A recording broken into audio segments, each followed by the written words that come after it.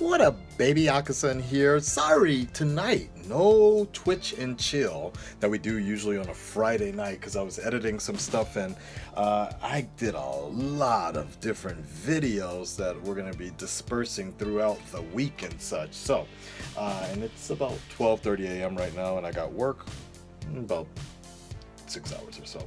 But what I wanted to do is go ahead and talk about the Spider-Man. Spider-Man does whatever a spider can. I wanted to read some of these early reviews, and then more importantly, I needed to make an announcement. First and foremost, if you're in the Yokosuka, I know this is a very minor thing though, but for minor people, but I don't know how to get the information out otherwise on a larger scale. If you're in Yokosuka, we're gonna do a meet and greet, or just a meetup basically for Spider-Man Homecoming next Saturday. That's going to be the 8th, I believe. Saturday, yeah, the 8th. Yeah, the 8th. Saturday the 8th. I was thinking Japan Standard Time. Japan Standard Time, probably, and this is only for gonna be on base, so you need to have access to get on base.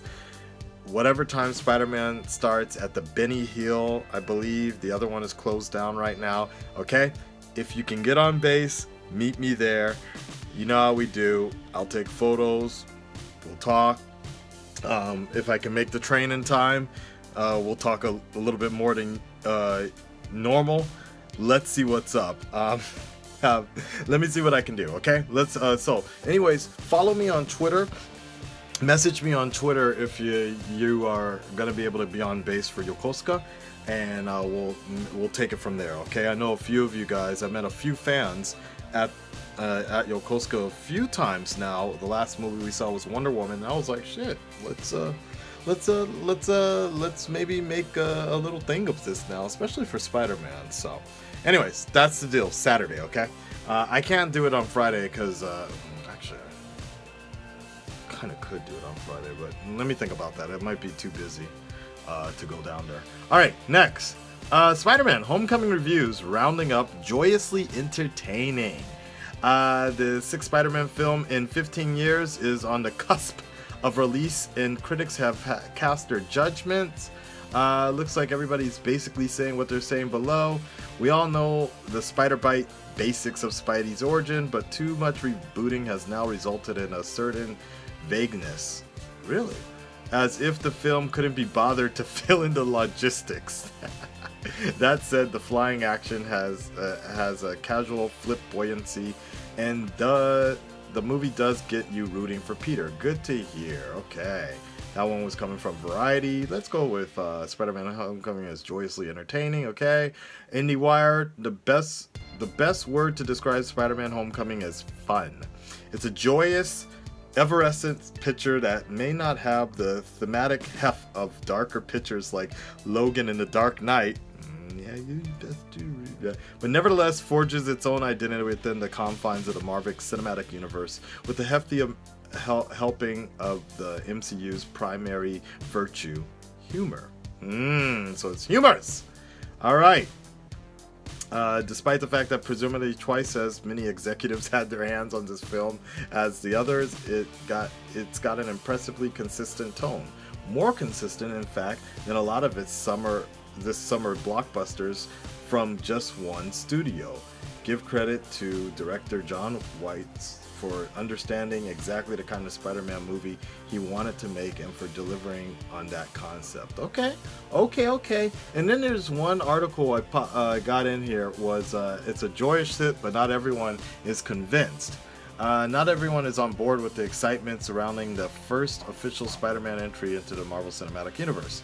The Hollywood Reporter's own John DeFore, for one, called the movie occasionally exciting but often frustrating, writing that it represents a creative misstep for the studio, albeit one likely to ride fanboy enthusiasm to much better receipts than those enjoyed by Amazing Spider-Man, the recent incarnation starring Andrew Garfield.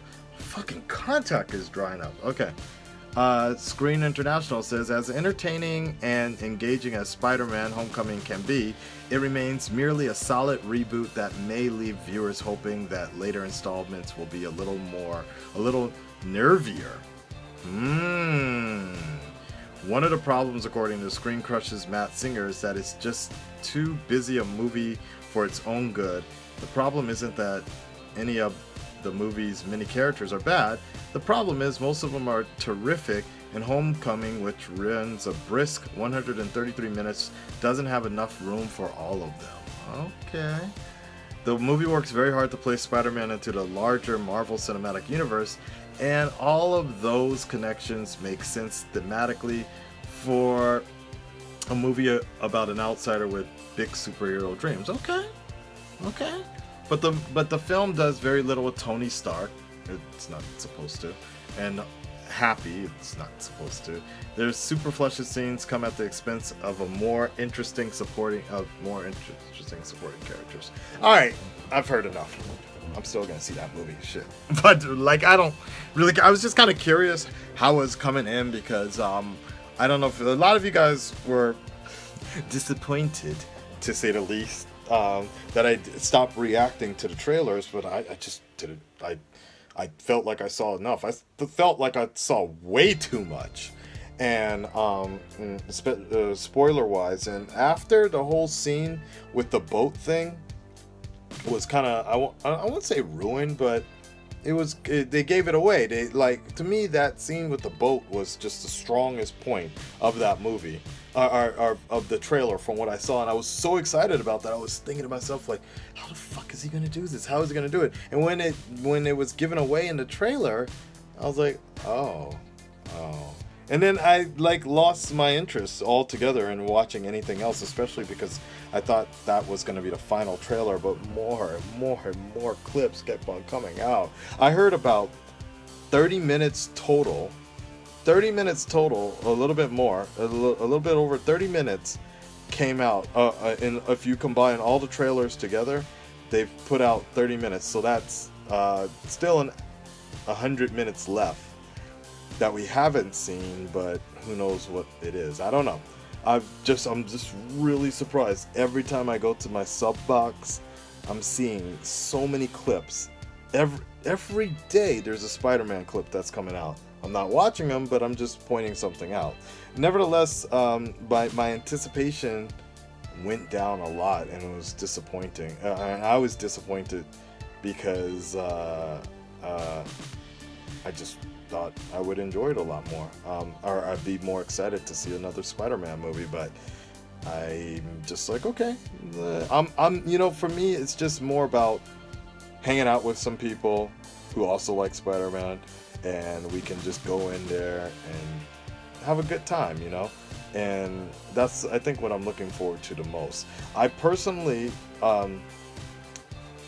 we got Amazing Spider-Man 2 fairly late in Japan, and I remember the reactions from the people. The people were really mad at Amazing Spider-Man 2 for whatever reason. I mean, there was some particular reasons not to like that movie, but I went in there and I was so worried that I wasn't going to like that movie. I went in, I had a few drinks. I was so drunk the first time I saw that movie because I thought it was going to be bad, and I'm like, oh, I'm going to have to sit through this. I watched it. You know, when I went in with really low expectations, I didn't think that movie was that bad. I had